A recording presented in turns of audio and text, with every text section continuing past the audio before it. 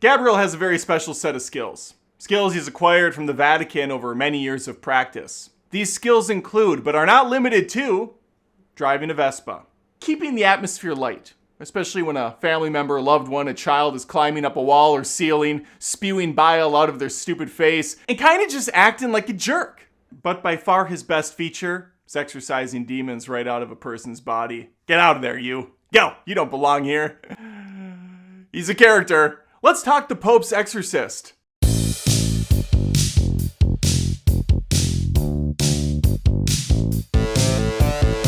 The Pope's Exorcist was a movie that was released in 2023, believe it or not. Yeah, the year you're probably watching this video. It was in theaters for 2 hours, and now it's on streaming platforms. I watched it on Netflix. Movie's an hour 43, which is a beautiful runtime for me. It's a nice horror flick. It's a thriller. It's got some humor in it. And it's got Russell Crowe, honestly, being better than he has been in quite some time. When I saw the trailer for this movie, I thought, that's not for me. That's not really my cup of tea. I like a good horror film. I like a good thriller. Exorcism style stuff, not really in my ballpark. It's kind of just gross. The body's always contorting or yelling stuff. It's just not my favorite sub-genre, if you will. But I took a chance on this one. My wife and I watched it until the wee hours of the morning, and I have to tell you, I actually quite enjoyed it. Subscribe for liking a movie.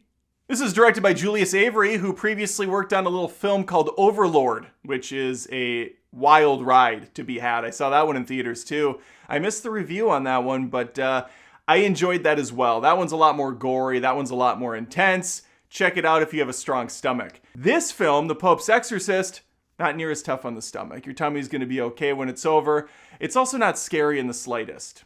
Not that I don't know if it's pretending to be. I don't even remember the trailer. I just remember Russell Crowe kind of levitating at one point. He's saying a bunch of nonsense words. But the film, believe it or not, runs really well.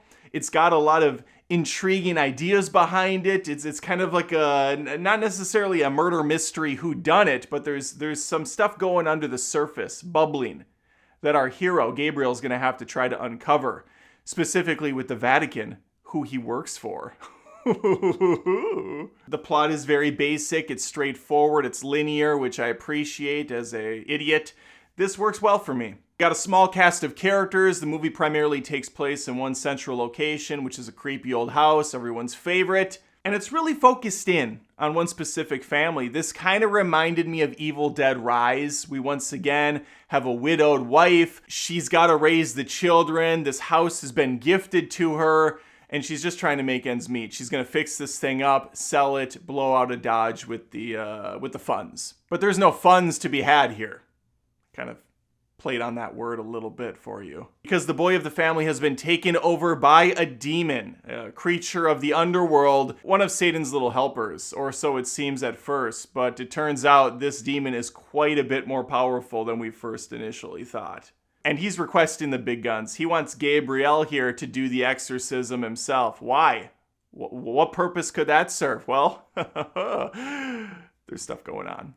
There's stuff going on, and it's going to be revealed as the film progresses. I will say, story-wise, it kept me hooked. I think the visuals are very sound. It's a solid-looking movie, nice contrasting colors. The effects are very practical for the most part until we dip into the CG territory in the final 15 minutes, which is easily the worst part for me. It loses a lot of its luster. It loses a lot of the stakes when you can tell you're looking at complete CG nonsense. Thankfully, it's only for a small portion of the flick. It doesn't ruin the overall experience. This movie had a very different vibe to me. It felt almost Mission Impossible-esque, with the Pope's Exorcist kind of being the Ethan Hunt of the group. He's got his head bishop or whatever the hell they're called, I don't know, telling him, listen, we have a mission for you if you choose to accept it. You're going to have to go to this house, perform an exorcism on this child, get the demon out. It's pretty much an impossible task. A mission impossible, if you will. And since it's our calling, that is your mission as a missionary, to go there and do the missionary impossible. I don't know if that worked, but we're going to go with it. We have a good, energizing background score during this movie. It's keeping you hooked. It's keeping you going.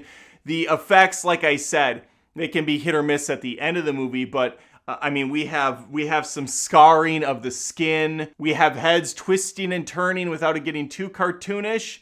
We got people crawling all over the ceilings and shit. It looks good. It looks practical. It looks realistic. And I really dig the character Russell Crowe's playing. He's a no-nonsense priest. He's drinking on the job. He's cracking jokes to the demon. He's ignoring it. Just kind of paying a lot of disrespect, which is fair for his position. On the negative end of things, I will say the biggest gripe I have outside of that final little bit of CG stuff is the family that this is focused on has a very abrupt conclusion. The main character is obviously Gabriel, but this family we spend a lot of time with, so it just felt a little abrupt how they got rid of that whole thing. As I stated, I gave this a chance. It was on Netflix. I figure I pay for the service. I might as well get something once in a while out of it instead of watching these dreadful Heart of Stone films that they're putting out.